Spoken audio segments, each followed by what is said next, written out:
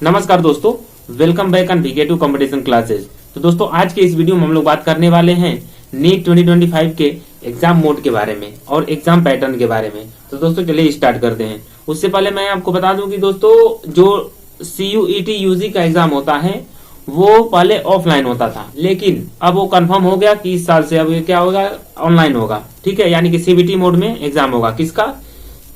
CUET UG का exam. ठीक है, तो दोस्तों इससे अंदाजा लगाया जाए, ठीक है, तो अपना नीट 2025 का एग्जाम तो नहीं कहा जा सकता, लेकिन नीट 2026 हो जाएगा CBT मोड में।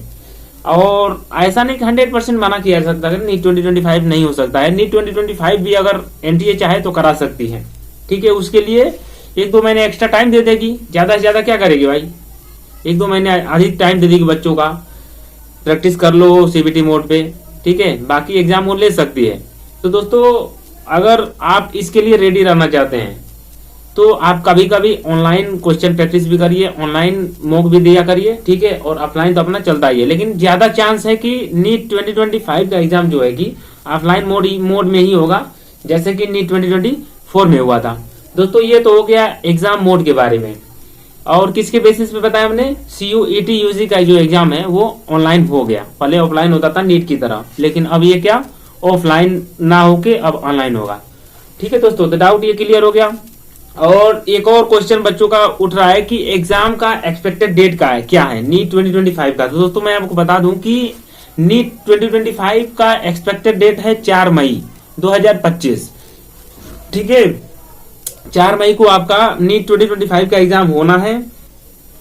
एक आध हफ्ता आगे पीछे हो सकता है, लेकिन आप श्योर शॉर्ट मान के चलिए 4 मई को आपका एग्जाम होना है। ठीक है, तो एक्सपेक्टेड डेट के भी बारे में आपको पता चल गया। और सबसे मेजर प्रॉब्लम है कि बच्चों का जो है कि नीट, कुछ बच्चों का कमेंट आया था कि नीट में जो हम लोग मॉक देते हैं नीट के लिए, उसमें स्कोर इंप्रूव नहीं हो रहा है। ठीक है, माइनस मार्किंग ज्यादा हो जा रहा है। तो इसके लिए हम क्या कर सकते हैं? तो दोस्तों मैं आपको बता दूं कि अगर नीट के मॉक में आप ब्लंडर मिस्टेक कर रहे हैं तो उसको ओवरकम करने के लिए आप जो भी मॉक देने जाते हैं पहले यूनिट वाइज मॉक दीजिए। ठीक है, जिसको सेक्शनल मॉक बोलते हैं।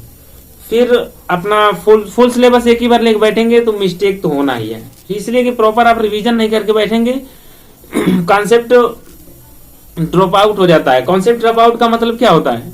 कॉन्सेप्ट ड्रॉप आउट का मतलब होता है कि किसी भी टॉपिक को आप बार बार रिवीजन नहीं कर पाए हैं। ठीक है, तो वहां पे कॉन्सेप्ट ड्रॉप आउट हो जाता है। आप यूनिट वाइज मॉक देंगे, सेक्शनल मॉक देंगे, तो उस एरिया को आप थारो रिवीजन पहले करिए, थारो क्वेश्चन प्रैक्टिस करिए, और उस सेक्शनल वाइज मॉक को पहले दीजिए। उससे क्या होगा कि आपका कॉन्फिडेंस बिल्डअप होगा। ठीक है, अब वही कॉन्फिडेंस आपको फुल मॉक में भी कम आएगा। तो अभी कुछ दिन आप अगर ऐसा फेस कर रहे हैं कि ज्यादा निगेटिव हो रहा है या इसमें ज्यादा इंप्रूवमेंट करने की जरूरत है, तो आप सबसे पहले आप क्या करेंगे? सेक्शनल मॉक देंगे, यूनिट वाइज मॉक देंगे, टॉपिक वाइज मॉक देंगे। ठीक है, अभी डायरेक्ट फुल सिलेबस मॉक नहीं देना है। ठीक है, जब हर एरिया का sectional mock, topic wise mock आप दे देते हैं और आपको अच्छा कॉन्फिडेंस फील होता है, तब जाके आप आराम से शिफ्ट कर सकते हैं किस पे?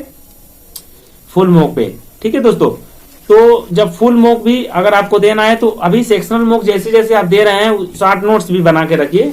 जैसे पूरा चैप्टर को 1-2 पेज में समराइज कर दिया, उसको बोलते हैं की नोट्स बोलते हैं, शॉर्ट नोट्स बोलते हैं, जो लास्ट टाइम में वही काम आएगा। पूरा मोटा मोटा बुक आपका काम नहीं आएगा। ठीक है, तो जब ये अभी सेक्शनल मॉक दीजिए और साथ साथ की नोट्स बना लीजिए, जैसा कि हमने अभी बताया है।